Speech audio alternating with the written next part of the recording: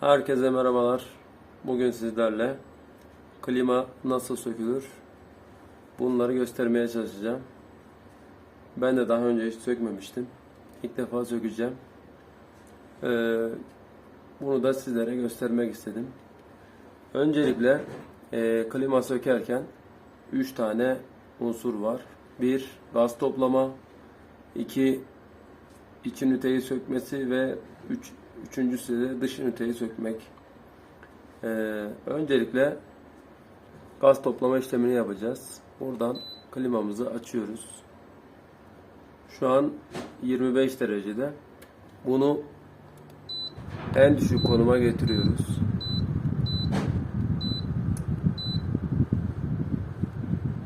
Bunu en düşük konuma getirdik. Yaklaşık 1 dakika sonra filan soğutmaya başladığında bunu dış üniteye geçip gaz toplama işlemini yapacağız. Şu an yavaş yavaş soğutmaya başladı.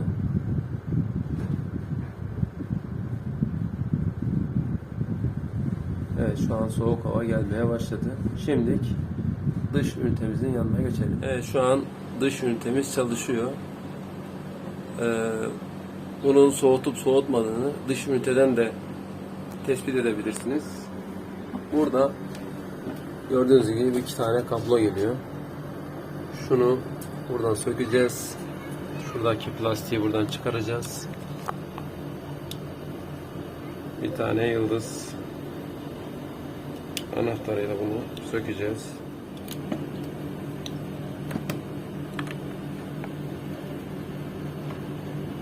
Evet, bunu yerinden çıkaralım. Evet, buradaki plastiğimizi çıkardık. Burada 2 tane, gördüğünüz gibi 2 tane boru gidiyor. Biri kalın, biri ince.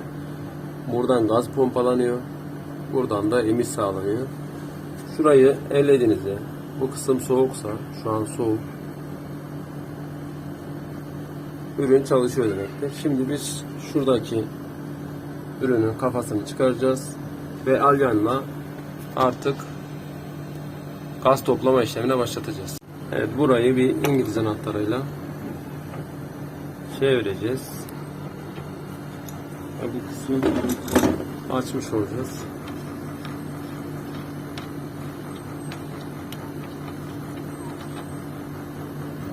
Evet, buraya bir alyan anahtarıyla burayı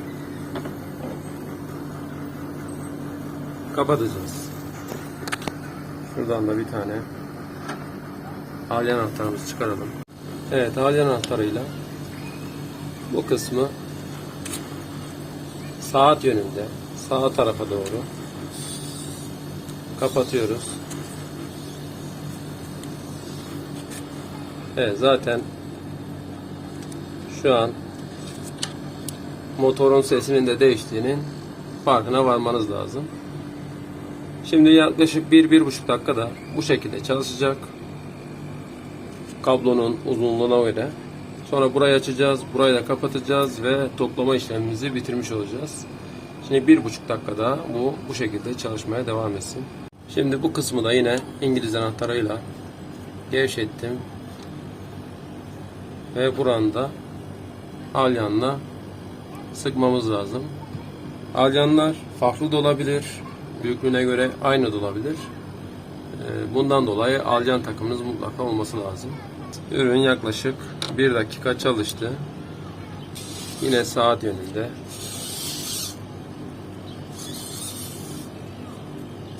Bunu çeviriyorum.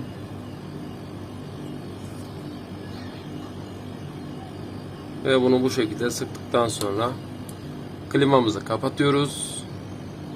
Ve artık iç ünite, dış ünite ya da dış ünite, iç ünite bunları sökebiliriz. Ayrıca sökerken mutlaka buradaki bağlantı kablolarınızı mutlaka görüntüleyin ve buradaki bağlantı kablolarınızı da buna göre sökün. Tabii ben bu işlemi, elektrikleri kapattıktan sonra göstereceğim ama muhakkak burayı da, buradaki bağlantı yerlerini de bu şekilde kamera kaydına ya da fotoğraf olarak alabilirsiniz. Evet, şu an iç üniteye geldik. Ama şu an soğutma yapmıyor. Sadece içeriye hava üflüyor. Şimdi bunu buradan kapatıyoruz. Sonra da şartelini indirip elektrik bağlantılarını kesip kablolarından sökümüne başlayalım. Şimdi şartelini de kapatalım. Ürünümüzü sökmeye başlayalım. Öncelikle iç ünitenin şartel bağlantısını buradan çıkaracağız. Tabii ben bunu açmadan önce hangi kablonun artı hangi kablonun eksi olduğunu öğrenmek istiyorum. Büyük bir ihtimalle bu fazdır. Aynen gördüğünüz gibi. Şu an faz bu. Yani kahverengi kablom benim. Faz olan kablom. Bunu öğrenmek için bunu yaptım. Nötr ve zaten şeyde bellidir. Topraklama daha ince oluyor. Nötr ise diğeri. Şimdi şarteli indirip bunu sökmeye başlayayım. Şartelimiz bu. Bunu indireceğiz. Ve işlemimize devam edeceğiz. Evet, gördüğünüz gibi şartelimizi giriş yerinden söktük. Şimdi dış üniteye geçeceğiz. Evet, şimdi ise buradaki gaz bağlantısını, yani içerideki ünite ile dışarıdaki ünitenin gaz bağlantı kablolarını ayıracağız. Burada bir küçük ve bir büyük var. Bunları iki tane, bir bunu kullanacağım. 12 anahtar oluyor buraya. Buraya da İngiliz anahtarıyla tersi yönde çevirerek bunu açacağım. Şimdi bunu sökeyim.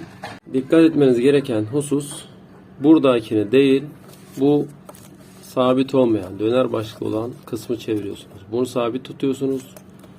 Bu kısmı iki anahtar yardımıyla gevşettikten sonra zaten bu şekilde sökülüyor. Kolay.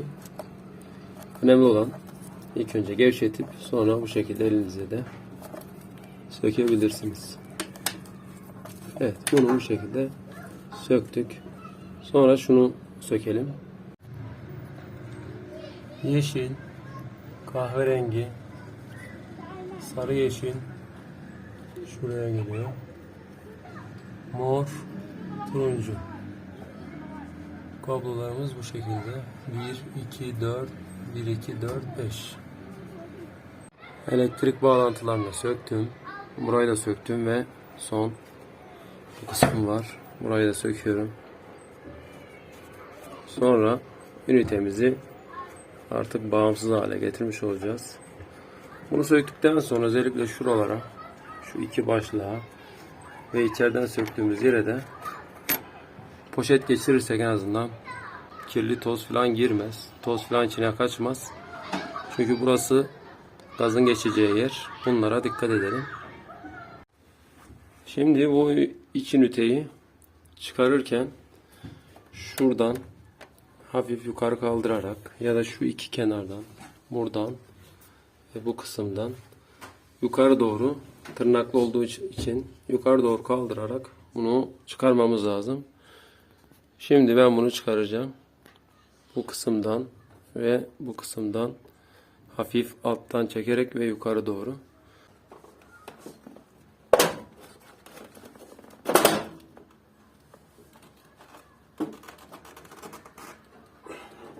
Evet, ünitemizi kapattık.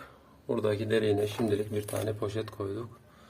Şuradaki vidayı sökeceğiz. Burayı sökeceğiz. Şura ve burayı da söktükten sonra iç ünitenin bağlantısıyla bir işimiz kalmayacak.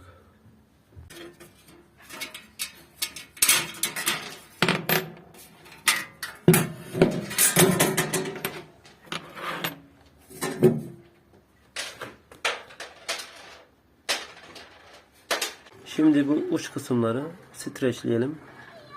Herhangi bir pislik girmemesi için. Evet, dış ünitemizi aşağı indirdik. Uç kısımlarını da streçledim. Şimdi askılığını sökeceğiz. Bunu da yıldız tornavidayla ya da düz büyük tornavidayla sökebilirsiniz. Askılık yerlerini de söktük. Şu an işlemimiz tamam. Sadece kurulum gerekiyor. Sökme işlemimiz tamam. Şimdi bunu güzelce silip yeni yerine monte edeceğiz. Bu videomuzda bu kadardı arkadaşlar. Kafanıza takılan sorular olursa yorumlar kısmından sorabilirsiniz.